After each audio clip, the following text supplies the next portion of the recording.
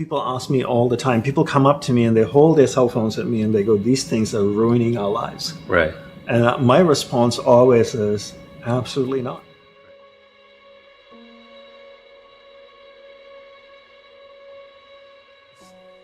So when people say to me, life is too busy, I can't simplify, no, it's you don't want to. You have the choice. Nobody's holding a gun to your head saying, you have to associate with these people and you have to do these things. No, you choose to do them.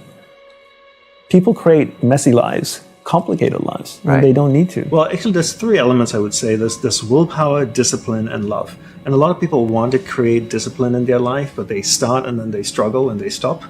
And I feel like the driving factor behind discipline is love. When you love something and you're passionate about it, then you want to discipline your life more so that you can have more of that love. So when you discover what you love in life, which is really what your purpose or your priorities are, then you will start to discipline your life even more. So I'm clear who and what's important in my life. Therefore, I make sure my life is very disciplined so I can spend more time with the people that I love and the things that I love. So love actually creates discipline.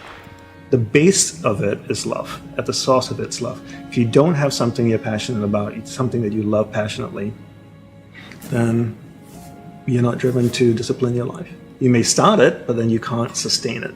If you work with athletes, you work with professional actors, what drives them? They love what they do, right? They love the tennis players that you work with. They love tennis. Right. And that love drives them to be disciplined.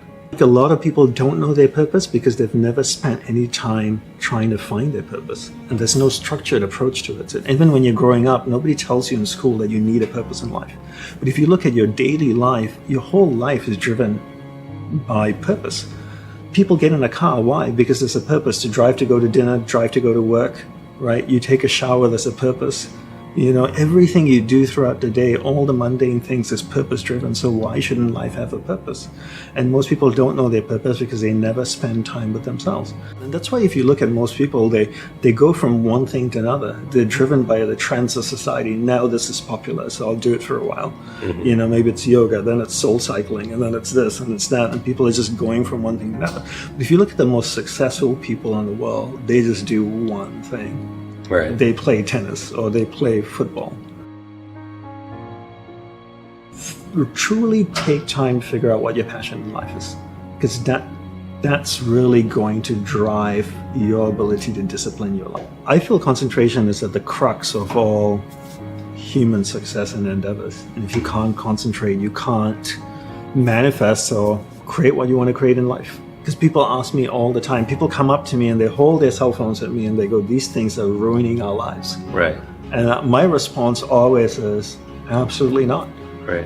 What's ruining your life is your inability to exercise discipline around the use of your technology. I would say the simplest thing you can do is practice doing one thing at a time, which is very difficult for people.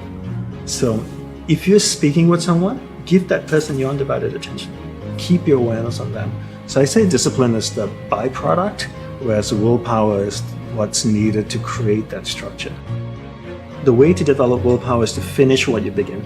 It's really easy to start something, but to finish something takes tremendous amount of will, right? At the start, everybody's inspired, they're full of enthusiasm and energy. And then halfway through the project, everybody looks at each other and go, whose idea was this? Right? And then people just abandon it and go start something new. When you finish what you begin, you actually, it requires tremendous amount of will. So the way I develop my bicep is I use my bicep to lift weights to develop more bicep, right? I use my bicep to develop bicep. The way you develop willpower is you use your mental muscle to develop more muscle. So every time you finish what you begin, you're actually developing willpower. So for me, the way I develop willpower is I look at my average day and I go, what are the opportunities in my day that I can use to develop willpower? One simple thing that I talk about quite often is every day I sleep. Before I sleep, I floss, I brush my teeth, throw on my pajamas, I go to sleep. How do I finish the process of sleep? I make the bed in the morning. So every day I wake up in the morning, I make the bed. There's not a single day that goes by that I haven't made the bed in the last 25 years. Right. So every day I wake up, I finish. So when I make the bed, I finish what I begin, and I'm developing willpower. Whereas in the monastery, we were trained that all the simple tasks throughout the day, from making the bed to putting away your cups or washing your breakfast dish in the morning, and you come into the house and you take your shoes off, instead of kicking it to the side, you can put them neatly. It takes an extra 5 seconds, but you're finishing the process of coming home, right? And all those things are little acts to develop willpower. Now I can use that willpower, align it with my passion to create discipline in my life so that I can enjoy what I love more.